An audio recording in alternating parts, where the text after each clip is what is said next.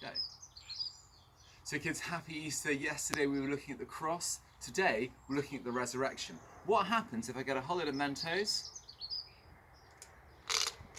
and put them into a bottle of Coke? It's pretty good, isn't it? It's pretty good. And if you found that surprising, just imagine how surprised the disciples were when they found that Jesus had risen from the dead. It happened to two disciples when they were walking from Jerusalem to Emmaus. And I just want to introduce you to my trip box card for today. It's this. Think of the answer, not the problem. It's got this guy with lots of light bulbs or a woman with lots of light bulbs. Think of the answer, not the problem. You see, these two disciples who were walking from Jerusalem to Emmaus, they were full of all the problems. And so much so that when Jesus starts walking alongside them, they don't even recognize him. He says, "What are you talking about on the way?" And they say, "Oh, are you the only person in Jerusalem who hasn't heard the awful things that happened to Jesus of Nazareth, who was this great prophet who the chief priests murdered?" And he's standing there.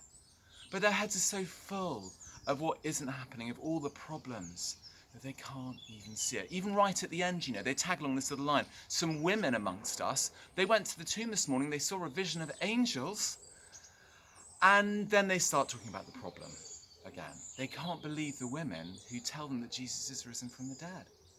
And what does Jesus say? He says this, "How foolish you are." He's always so gentle, isn't he? "How foolish you are. How slow of heart to believe all the prophets have said." And then he starts to explain to these two guys walking from Jerusalem to Emmaus that actually the Bible is full of all the answers anyway. That the prophets told that the Messiah had to die and rise from the dead. And it says that when they're talking about it afterwards, they say, "Weren't our hearts burning within us?" And finally, they recognize Jesus. You see, the resurrection is the big answer.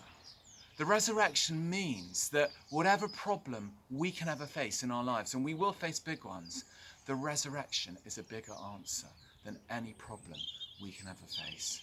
It means that Jesus has sorted out the biggest problem in the whole world, which is death. But it also means that he promises to walk alongside us in life. We might not see him just like those two guys from Jerusalem to Emmaus, but he promises that he's always going to be there. And the more we open our hearts to the answers that he gives us, to the miracles that he promises, the more we'll see the reality of those miracles in our daily lives. Welcome to Easter. Welcome to the resurrection. Welcome to the big answer. Happy Easter.